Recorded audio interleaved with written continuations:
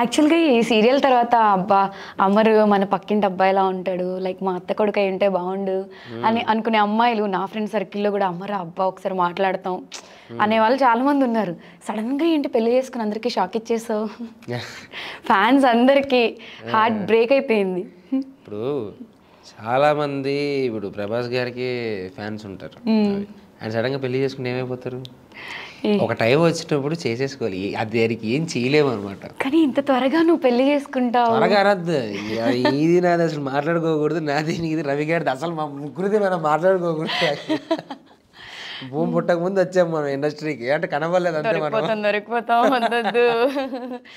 లేదు, అది అన్ఎక్స్పెక్టెడ్గా జరిగింది. అది ఏం జరిగినా మన మంచిగా అన్నట్టుగా ఓకే, పాజిటివో నెగిటివో జరిగింది.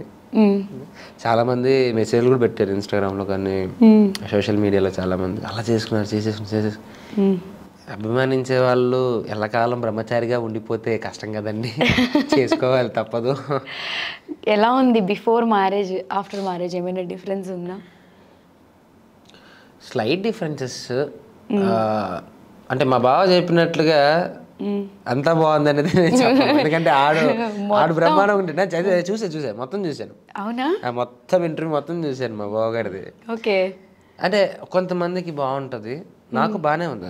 చాలా పాజిటివ్ గా చెప్పేసి ఆబ్వియస్లీ శ్యాము గురించి మనకు తెలిసింది, చూసిందే కదా.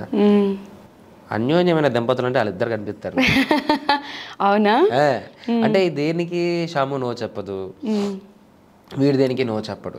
మనోడికి ఏంటంటే మనోడికి సర్దుకుపోయే తత్వం ఎక్కువ, అవును. నాకు షార్ట్ టెంపర్ ఎక్కువ, అవును. అంతే తేడా. అవును, అక్కడ బాగుంటుంది, ఇక్కడ బాగుంటుంది, కానీ ఒక్కొక్కసారి షార్ట్ టెంపర్ ఉంటుంది. నేను చిన్న చిన్న వాటికి కొంచెం సర్రని రియాక్ట్ అవుతాను, వాడు రియాక్ట్ అవ్వడు. తెలుసుగా, నాకెందుకు తెలియదు నీ షార్ట్ టెంపర్.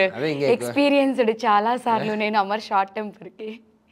ఏదైనా ఉంటే టక్కని బావగాడి ఫోన్ చేస్తాడు, ఎందుకంటే నువ్వు కంగారు పడు, ఇంటి దగ్గర మాడదాం అంటాడు. వచ్చి వాళ్ళ ఇంటి దగ్గర కింద కూర్చుంటాం డివైడర్ మీద కూర్చొని ఒక గంట రిలాక్స్గా ఆడితో మాట్లాడితే ఓకే, తర్వాత కూల్ అవుతాను, మళ్ళీ ఇంటికి వెళ్తాను. ఓకే. నీ షార్ట్ టెంపర్ నాకు ఎప్పుడు గుర్తుందంటే, ఒకరోజు నేను సీరియల్ షూట్ చేసి వచ్చి శ్రావణి నేను ఒక ప్లేస్లో స్ట్రక్ అయిపోతే నువ్వు నన్ను డ్రాప్ చేయాల్సి వచ్చింది, నా ఫ్లాట్ దగ్గర బంజారా హిల్స్లో డ్రాప్ చేసావు. డ్రాప్ చేసినంత వరకు వచ్చాడు, పిక్ చేసుకున్నావు, మంచిగా డ్రాప్ చేసావు, అంతా అయిపోయింది.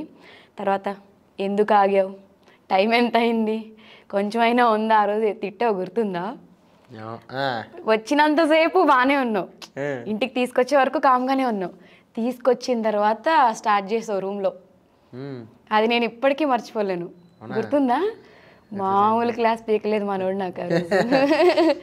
షార్ట్ టెంపర్, స్టెప్స్ ఎక్కే వరకు బాగానే ఉన్నాడు, లోపలికి వచ్చే వరకు బాగానే ఉన్నాడు, ఇక లోపలికి వెళ్ళిన తర్వాత స్టార్ట్ చేశాడు. అవునా? అప్పటికి మన కోపం ఇంకా అప్పుడు ఇంకా హై ఉండలే, పీక్స్ లో ఉండే. ఇప్పుడు ఇంకా ఇప్పుడు ఏదైతే అగ్రెషన్ వస్తే అరుస్తాను, ఒక 10-15 నిమిషాలతో ఆపేస్తాను, తర్వాత కొంతసేపు మాట్లాడిన ఎవరితోనూ కూల్, అంటే ఎవరితోనూ ఈ మధ్యలో నేను ఎవరితో కలవట్లేదు, బేసిక్గా అందరినీ కలవడం మానేసాను నేను. ఎందుకని? ఎందుకంటే మనకు బాగా ఉన్న వాళ్ళే దింపుతూ ఉంటే మనకి బాగా ఎక్స్పీరియన్స్ కదా, అందుకే ఎందుకులే. ఇప్పటికీ అవుతున్నాయా అలా? ఇప్పటికే రీసెంట్ కూడా ఐ ఫేస్ మెనీ ప్రాబ్లమ్స్, చాలా వరకు ఫేస్ చేశాను. రవికి కూడా తెలుసు, ఓకే, రవి గాడికి తెలుసు, మా ఇద్దరు కామన్ గా ఉండేవాడే చేసాడు, అది కూడా తెలుసు వాడికి. అప్పటి నుంచి ఏదైనా ఉన్నా మనసులో పెట్టుకుంటే సైలెంట్గా ఎవరిని కలవను, మ్యాక్స్ టు మ్యాక్స్ టైం నేను ఇంట్లోనే స్పెండ్ చేస్తున్నాను, బయటికి వెళ్ళట్లేదు. మనకి ఎందుకు దొరుకుతారు వీళ్ళు కదా, ఏదైనా చెయ్యాలన్నా చూడాలన్నా పార్టీ ఏదైనా ఎంజాయ్ చేయాలన్నా నేను ఇంట్లోనే ఉంటున్నాను తప్ప బయటికి వెళ్ళట్లేదు. ఎందుకురా పోవడం, పోయి ఎక్కడో కూర్చొని ఏదో మాట్లాడి ఆడేదో అనడం, నేనేదో చెప్పడం, నేను నోరు జారనో వాడు నోరు జారో తెలియదు, దీన్ని తీసుకెళ్ళి ఇంకో వాడి దగ్గర చెప్పడం, దాన్ని ఒక రాంగ్ సర్క్యులేట్ చేయడం, మరి తీసుకొచ్చి నాకు 90 mm దింపడం, అదేదో 90 నేను ఇంట్లోనే కూర్చుంటే అయిపోతుంది, వద్దురా బాబు అని చాలా వరకు అవాయిడ్ చేశాను. నాట్ గోయింగ్ ఎనీవేర్, ఎవరిని కలవట్లేదు. నాకున్న సర్కిల్ ఇప్పుడు చాలా చిన్నది, చాలా తక్కువ మందిని నమ్ముతా, అంటే ఒక పిడికిలో ఉంటుంది అలా ఉన్నారనమాట, అంతే. అది చాలా బెటర్. జస్ట్ ఫోన్ కాల్స్ లో హ్యాపీగా మాట్లాడుకుంటాం, సరదా కలిస్తే బయటకు కలిసి అయిపోయింది చాలా. ఓకే అమర్, యాక్చువల్గా పెళ్లి చేసుకున్న తర్వాత బెస్ట్ ఫ్రెండ్స్కి బ్యాచిలర్ పార్టీ ఇవ్వడమో పెళ్ళికి పిలవడమో చేస్తారు, నువ్వు నా బెస్ట్ ఫ్రెండ్వేనా? అది నేను అడగాలి నిన్న మధ్యలో టచ్లో వచ్చావు, టచ్లో నుంచి మళ్ళీ వెళ్ళిపోయావు, కొంచెం టచ్లో ఉంటే చెప్తా అన్నట్టుగా వచ్చావు, టచ్ చేసి చూడనట్టుగా మళ్ళీ ఇప్పుడు వచ్చావు.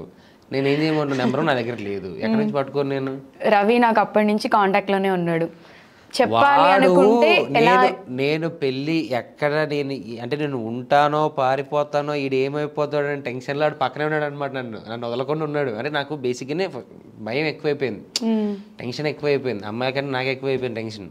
ఎందుకని ఏమో తెలియదు, చాలా ఫియర్గా ఉంటుంది. అంటే దేనికైనా సరే కట్టాలని నాకు ఇట్లా ఊగేవి, చేతులు ఊగుతున్నాయి నాకు కట్టడానికి కూడా. తాళి కట్టేటప్పుడు అయ్యో చాలా షివర్ అయ్యాను చాలా వరకు. అంటే తెలియదు, ఒక టైప్ ఆఫ్ ఫీల్ మనకు. బేసిక్గా అమ్మాయిలు కదరా భయపడతారు అలా.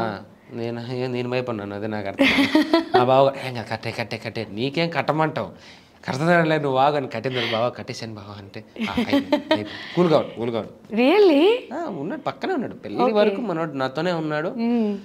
ఎవ్రీ మూమెంట్ నేను ఏదైనా టెన్షన్ పడినా కంగారు పడినా నేను ఏదైనా బాధపడినా నా పక్కనే ఉండి చేయబట్టుకునే. బాబా ఉండు ఎక్స్ప్రెషన్ మారిపోతుంది, ఫేస్లో కనిపిస్తుంది, చూసుకో పట్టుకో, అలా పక్కనే ఉన్నాడు. ఎందుకంత భయపడ్డావు? అంటే నీ లవ్ మ్యారేజే కదా, ఆ తేజు కూడా నీకు బిఫోర్ నుంచి తెలుసు. అరేంజ్ కమ్ లవ్వా? సో ఇది ఇప్పటికీ చాలా మందికి క్లారిటీ లేదు. నేను అడిగితే మనోడు వేరే ఆన్సర్ చెప్పాడు. నీ సైడ్ నుంచి నాకు క్లారిటీ కావాలి. అరేంజ్డ్ మ్యారేజ్ అంటే నాకు ఏదో కోల్పోతుందనేమో అని భయంతో ఏం మాట్లాడలేకపోయాను అనమాట. అంటే ఏదో కోల్పోతారా, ఏదైనా కోల్పోయానా నేను అనేది భయం ఎక్కువ అయిపోయింది. స్టిల్ నేను ఇంకా ఆ డైలమాలోనే ఉన్నాను తెలుసా నీకు. మరి ఇంకా నేను అంటే ఇంకా నేను సెట్ అవ్వలేదు పూర్తిగా. నా మైండ్ ఏంటంటే ఇంకా ఎక్కడో ఒక చోట స్టక్ అయి ఉన్నాను. మెల్లగా వస్తున్నాను, బట్ మనకు అలవాట్లేదు. అదే మనకు చాలా సంవత్సరాలు ఒక్కనే బతకడం అలవాటు అయిపోయి, మనకి ఎవరున్నారు అప్పుడు? అమ్మ వాళ్ళు ఇంట్లో ఉండేవాళ్ళు, రూమ్లో ఉంటే అంటే ఫోన్ చేసినందు ఏం చేసినాము, పదాన్ని వచ్చి కూర్చొని తిన్నాము, తిరిగాము, చేసాము. అంటే మనకు అది అలవాటు అయిపోయేసరికి ఇక్కడ ఈ ఫ్యామిలీ జోన్కి రావడానికి మినిమం టైం పడుతుంది. ఐ నీడ్ ఒక 1 year అన్నా అడ్జస్ట్మెంట్, ఇంకొక ఈ 7 months అన్నా పడుతుంది. అంటే అసలే మనం బ్యాచులర్ లైఫ్కి బాగా అడిక్ట్ అయిపోయాము. అబ్బా బ్యాచులర్ లైఫ్ అడిక్ట్ కాదు, అసలు బ్యాచులర్ లైఫే బాగుంటుంది అన్నట్టుగా ఉండిపోయాం మనం నిజంగానే.